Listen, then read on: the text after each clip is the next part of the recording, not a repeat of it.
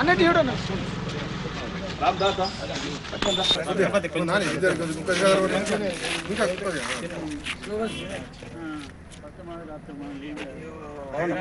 సోనియా గాంధీ గారి నాయకత్వం, సోనియా గాంధీ గారి నాయకత్వం, హై కాంగ్రెస్, జై జై కాంగ్రెస్, హై కాంగ్రెస్, జై జై కాంగ్రెస్, కాంగ్రెస్ పార్టీ జిందాబాద్, నాయకత్వం వర్ధిల్లాలి, సత్యం గారి నాయకత్వం వర్ధిల్లాలి, కాంగ్రెస్ పార్టీ.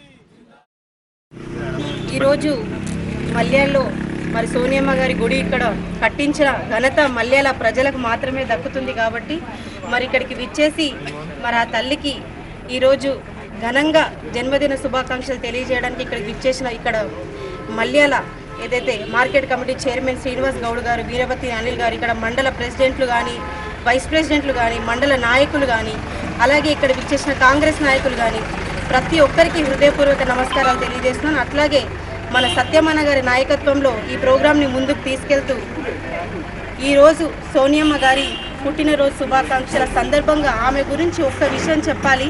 ఎందుకంటే ఆనాడు మన నీళ్లు, మన నిధులు, మన నియామకాల కోసం తెలంగాణ ప్రభుత్వం, తెలంగాణ మన రాష్ట్రం కోసం సాధన కోసం ఎంతోమంది పోరాటం చేసినప్పుడు, చాలామంది ప్రాణం బలిదానం చేస్తున్నప్పుడు ఆమె ఏ ఒక్క ప్రాణం కూడా వెళ్ళకూడదు, ఇంకే ఒక్క ప్రాణం పోయినా ఇక నా ప్రాణం పోయినట్టే అని చెప్పేసి ఆలోచించి ఆనాడు ఈ తెలంగాణ ఇచ్చిన ఘనత సోనియమ్మ గారిది. కాబట్టి మరి అంతటి గొప్పటి తల్లి మన తెలంగాణ రాష్ట్రం కోసం మన కోసం నిలబడింది కాబట్టి ఈ తెలంగాణ రాష్ట్రాన్ని సాధించుకోవడం జరిగింది.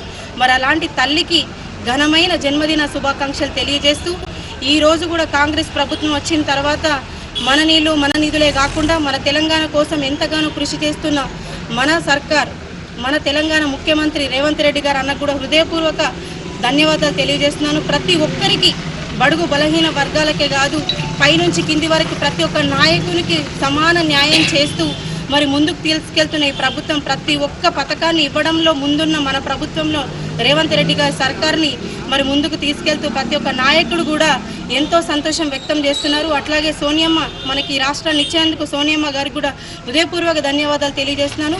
అట్లాగే రాహుల్ గాంధీ గారు కూడా అంబేద్కర్ నాయకత్వంలో నడవాలి, ప్రతి ఒక్కరూ రాజ్యాంగాన్ని సృష్టించిన అంబేద్కర్ గారి నాయకత్వం నడవాలని చెప్పేసి ఆయన ఆనాడు చెప్పడం జరుగుతుంది. రాష్ట్రాన్ని సాధించుకున్న తర్వాత మనం ఈరోజు ఇంత సంతోషంగా ఉన్నామంటే కాంగ్రెస్ ప్రభుత్వం వచ్చిన తర్వాత మరి ఇట్లాగే మనం ముందుకెళ్ళాలి. ఇంకా 4 సంవత్సరాలు ఈ పాలన ఇంతే సంతోషంగా కొనసాగించాలి. ఇప్పటికే చాలా పథకాలు ముందుకు తీసుకెళ్లారు, ఇంకా కొన్ని ఏమని ఉంటే అవి కూడా తొందరలోనే మొదలైపోతే ఎవ్వరు కూడా నిరాశ పడద్దు అని చెప్పేసి ఈ సందర్భంగా తెలియజేస్తూ ఆ తల్లి మన కోసం ఇంత త్యాగాన్ని చేసినప్పుడు ఇంత చిన్న చిన్న పథకాలను తీసుకెళ్లలేదా? ఖచ్చితంగా మనకి పథకాలు కూడా ఏవైతే ఇంకా ఒక్కటో రెండో మిగులున్నాయో అవి కూడా వస్తాయి, ఎవరు కూడా అధైర్యం.